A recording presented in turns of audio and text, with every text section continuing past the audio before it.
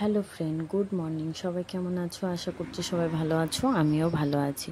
Ranjita with অদ্রিত চ্যানেলে সবাইদেরকে welcome. সবাই দেখেই বুঝতে পারছো আজকে আবার সকালে মর্নিংয়ে নতুন একটা রেসিপি নিয়ে আবার চলে এসেছি। আজকে যেহেতু স্যাটারডে, তো শনিবার দিনটা আমাদের নিরামিষ রান্না হয়। তো আজকে তাই জন্য সেভাবে কিছু ভালো না, সিম্পল রান্না হবে। তো আজকের রেসিপিটা হলো ভেন্ডি আলুর নিরামিষ তরকারি আর উচ্ছে আলু ভাজা করছি। তো এখানে দেখতেই পাচ্ছ কড়াই গরম হয়ে গেছে। এখানে আমি 5 ফোড়ন দিয়ে দিয়েছি, প্লাস এখানে আলুগুলো যেগুলো কেটে রেখেছিলাম লম্বা লম্বা করে, ওইগুলো আমি তেলের মধ্যে দিয়ে দিয়েছি। এগুলো হালকা একটু ভাজা হয়ে গেলে তারপরে এর মধ্যে ভেন্ডিগুলো দিয়ে দেবো।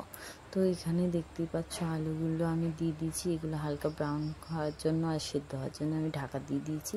এখানে আর একটা কড়াইয়ের মধ্যে আমি তেল গরম বসিয়েছিলাম, যেখানে আমি উচ্ছে আলুগুলো কেটে রেখেছিলাম সেগুলো আমি দিয়ে দিয়েছি। এখানে উচ্ছে আলু ভাজা করছি, যেহেতু আজকে স্যাটারডে, তো আজকে সেভাবে কিছু আদার্স কিছু আমিষের ওপরে তো রেসিপি করব না, তাই জন্য এখানে সিম্পল রেসিপি হচ্ছে। তো এখানে যেহেতু আমি উচ্ছে আলু ভাজা করার জন্য আমি এখানে করেছি, তো ওখানে আমি আলু ভাজা করার সময় তখন একটু ভেন্ডি ভেজে নিয়েছিলাম, তো সেগুলো আমি সাইড করে রেখে দিয়েছি।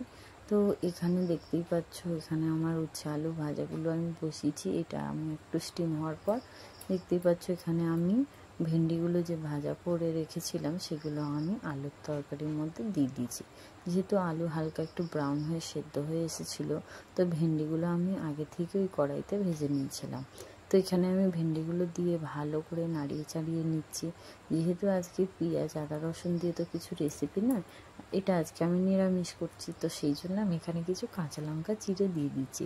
কেন আমাদের বাড়িতে তরকারি নিরামিষ হোক বা আমিষ হোক, একটু ঝাল সবাই পছন্দ করে।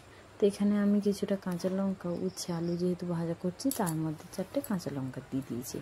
এবার উচ্ছে আলু যখন ভাজা করতে বসিয়েছিলাম, এর আগে একটু সল্ট দিয়েছিলাম, তো মোটামুটি সেদ্ধ হওয়ার আগে আগে আবার একটু আমি হলুদটা দিয়ে দিলাম। তো দিয়ে ভালো করে নাড়িয়ে চাড়িয়ে নিচ্ছি, যাতে প্রত্যেকটা সবজির মধ্যে যাতে হলুদটা ভালো করে মিক্স হয়ে যায়। তো এখানে আমি ভালো করে দেখতেই পাচ্ছ মিক্স করে নিচ্ছি, যাতে প্রত্যেকটা সবজিতে ঠিকঠাক সব কিছু মিক্স হয়ে থাকে। তো এখানে যখন রান্নাটা আমি বসিয়েছিলাম, তখন আমি যেহেতু নিজে হাতেই ফোনটা ধরে ভিডিওটা করি, তো একটু অসুবিধা হচ্ছিল।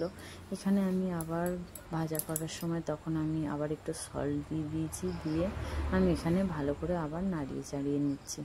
যেহেতু উচ্ছে আলু ভাজার মধ্যে আমি যখনই কোনো সময় রান্না করি আগে একটু সল্ট দিয়ে দিই, যাতে ভাজার মধ্যে ভালোভাবে যাতে সল্টটা মিক্স হয়ে যায় আর সবজির মধ্যে যাতে নুনটা ঢোকে।